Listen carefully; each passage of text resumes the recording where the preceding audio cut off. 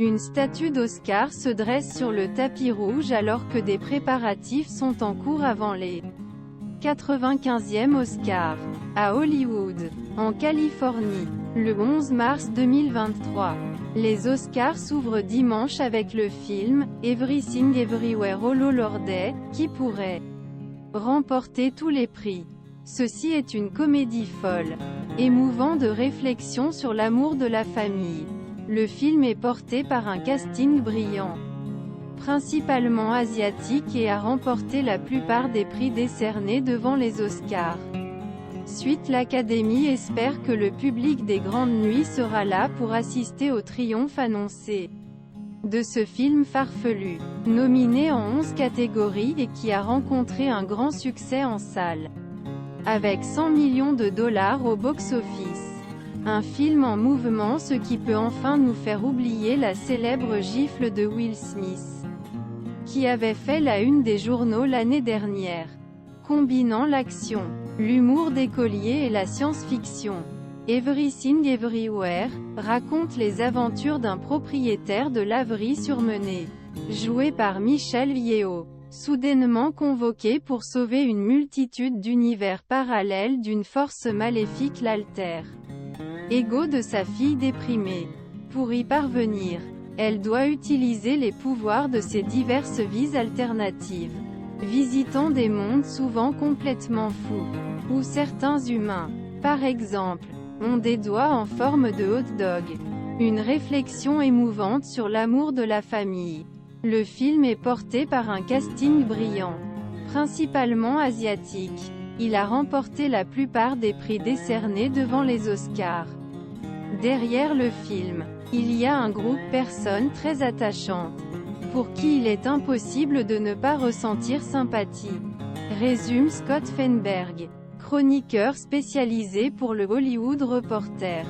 Le système de vote en question met cette domination, prophétisée pendant des semaines, pourrait se heurter au système de vote pour l'Oscar du meilleur film, qui a tendance à pénaliser les œuvres polarisantes. L'un électeur des Oscars confie ainsi à l'AFP que certains membres de l'Académie, en particulier parmi les plus anciens, ont réserve sur le succès du film. C'était un film très audacieux et unique, mais pas un film traditionnel. Il pourrait finir par se retrouver plus haut dans le classement de beaucoup de gens, explique-t-il sous couvert d'anonymat. Cela pourrait profiter à l'adaptation allemande du roman pacifiste, Dans l'Ouest, Nothing New, ou à la blockbuster de Tom Cruise, Top Gun Maverick. Un succès populaire qui a permis au public de se reconnecter enfin avec Dark Rooms après la pandémie. La concurrence entre les acteurs est beaucoup plus serrée. Je ne me souviens pas d'un an où 3 des 4 catégories d'acteurs étaient vraiment descendues. Ou double, observe Scott Feinberg. L'Oscar de la meilleure actrice est entre Cate Blanchett, chef d'orchestre impitoyable dans Tar, et Michelle Yeoh, l'héroïne de Everything Everywhere, qui pourrait devenir le premier vainqueur d'origine asiatique à gagner ce prix. Pour le meilleur acteur, Austin Butler, Brendan Fraser et Colin Farrell sont au coude à coude, tout comme Angela Bassett, Jamie Lee Curtis et Kerry Condon pour la statuette du rôle féminin le meilleur. Seul Ke Huy Quan, ancienne star l'enfant, Indiana Jones et le Temple Doom, oublié par Hollywood pendant plus 20 ans, semble presque certain gagner un Oscar.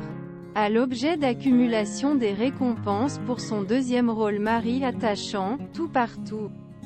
Équipe de crise, l'ombre de la célèbre gifle au visage l'année dernière par Will Smith au comédien Chris Rock, après une blague sur l'alopécie de sa femme, plane également sur cette cérémonie. L'année dernière, l'Académie a été critiquée pour avoir laissé Will Smith recevoir son prix du meilleur acteur sur scène après son attaque. Il a depuis été interdit de cérémonie depuis 10 ans et cette année, une « équipe de crise » doit travailler dans les coulisses pour se préparer à toute éventualité.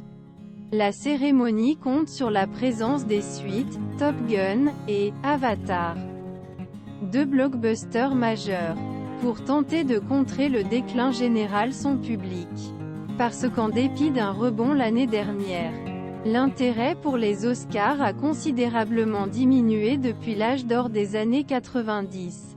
En 1998, 57 millions de téléspectateurs, un dossier absolu, avaient assisté au triomphe de Titanic, récompensé par 11 statuettes. Ce monde est parti, observe Scott Feinberg. Mais si l'audience n'augmente pas par rapport à l'année dernière, l'Académie aura un gros problème.